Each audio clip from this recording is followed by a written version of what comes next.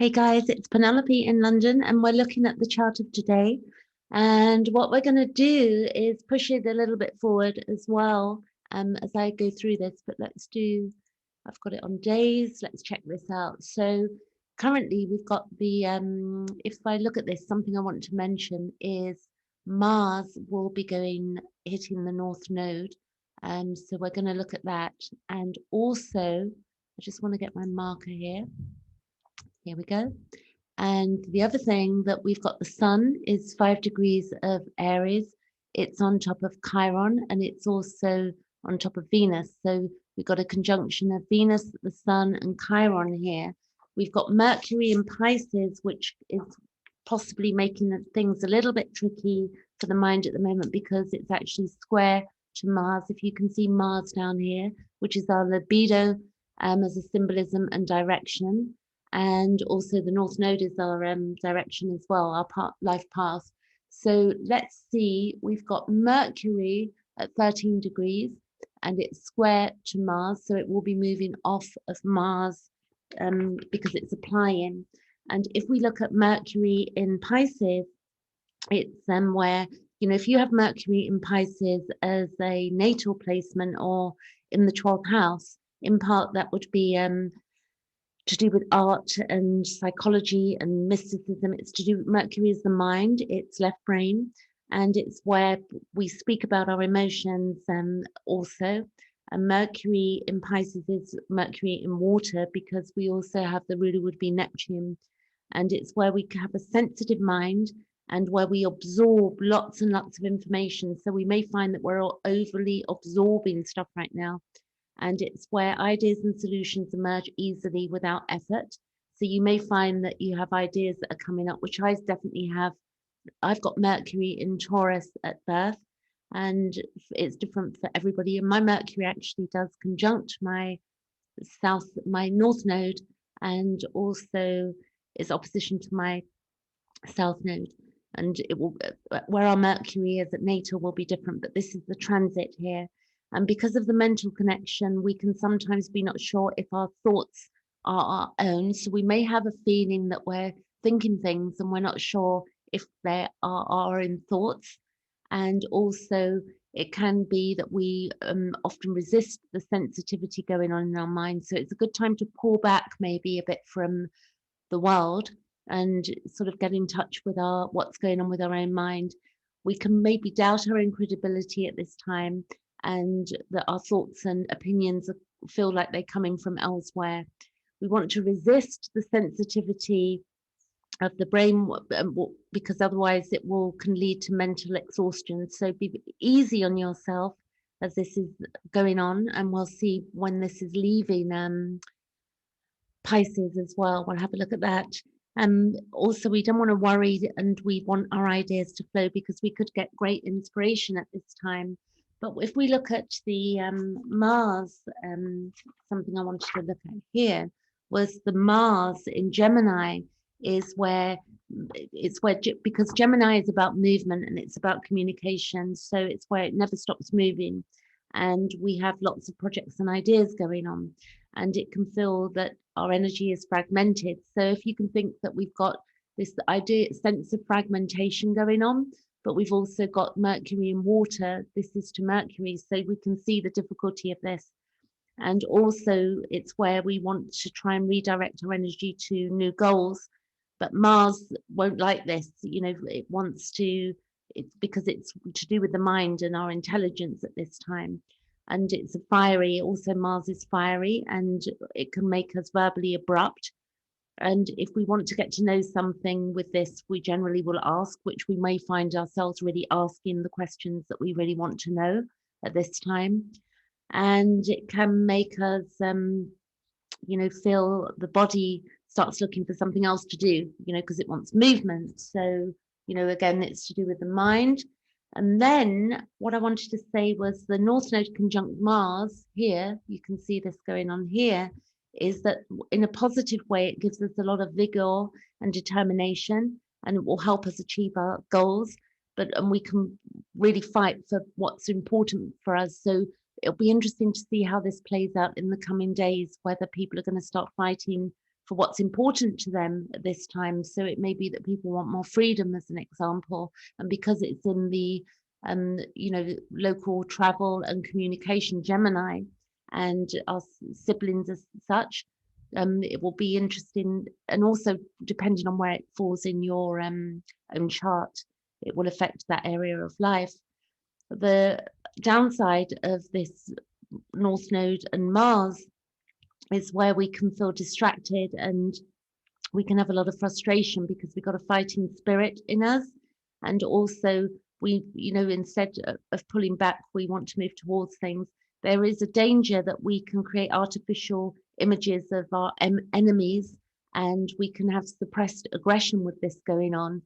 And it's also where we can have inappropriate responses that may be exaggerated as well with this Mars North Node. With when we look at the Sun conjunct Venus, I think that that's quite a nice aspect. I'll tell you what it means. Here, it's where we got vitality with the Sun, and Venus is about money and our needs, inner needs, and it's about harmony and love. And with the Sun conjunct Venus, there is a light shining on all matter of relationships and well-being. This is a good time to nurture and support our important partnerships. And also it's, where we may feel the beauty of the world and where our self-worth is enhanced at this time. With Chiron, we're looking at then the wound, and with the Sun on Chiron, this is quite a difficult one for many of us with the Sun on Chiron. And I would say that, Chiron is to do that. If we think of the Sun as being our vitality, and that Chiron is the wounded healer, our hypersensitivity, but it's also the planet that is healing, but it's also where there is concealed trauma, because often our trauma is even concealed to us because it's coming from our imprint. So we don't always see our trauma, but it's there. And it's a light shining on renewal and deep healing. But clearly, sometimes what may happen is that something may trigger us to bring that healing about to our consciousness, because a lot of our trauma is unconscious. It's where we can become aware of our deeper issues, and we may begin to see wounds that have been long buried from our past. I definitely saw a couple today. I had some few memories where I remembered from my own childhood trauma, and they came to mind, and they sort of gave me a bit of a moment of wow. Not in a good way, but like, shock that particular events. But through remembering these events, then we can see that, profound healing is possible, and also within our relationships, because Venus is also connected in there with the Sun. And it can be that, we come to acceptance through being triggered, and without a trigger, we're not often, it doesn't often come to light. So there's a bit of a mix going on with that. If we look, Venus is trining to vertex up here. It's also in a weak trine to the South Node. And we've got, what else is it doing? Venus here.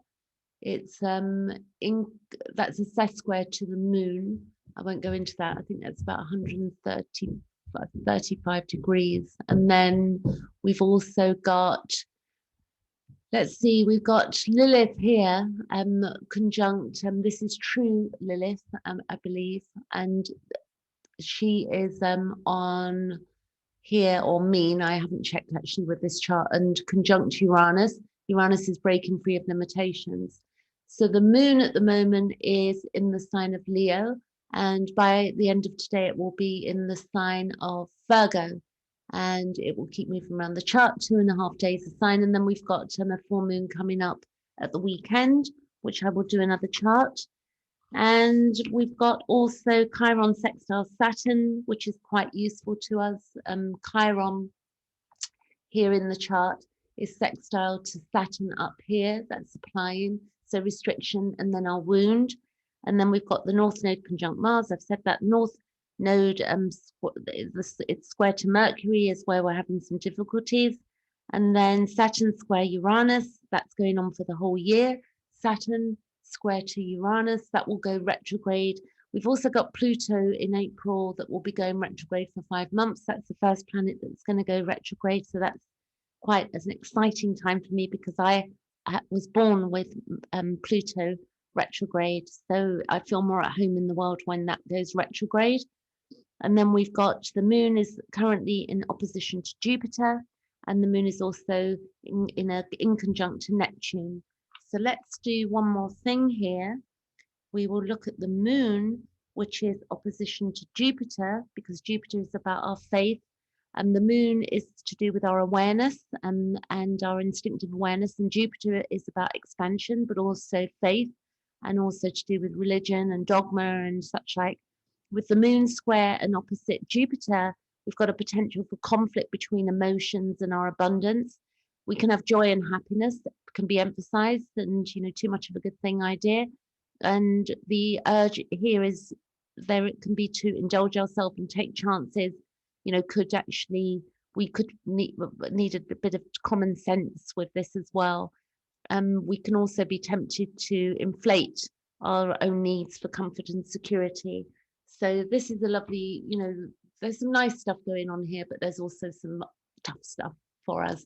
And then we've got this up here. This is Asteroid Lilith, which I love, and I'll do some more work on that in some of my videos. The Lilith is to do with our shadows. So Asteroid Lilith is the Garden of Eden mythology, where she wouldn't live below Adam, the patriarchal rule, where she was cast out and made to be bad. And then we've got the true Lilith, which or the true and the mean Lilith, and it's to do with the resolution. Anyway, I hope you enjoyed this, and I'll be back in a couple of days with some more. Catch you later.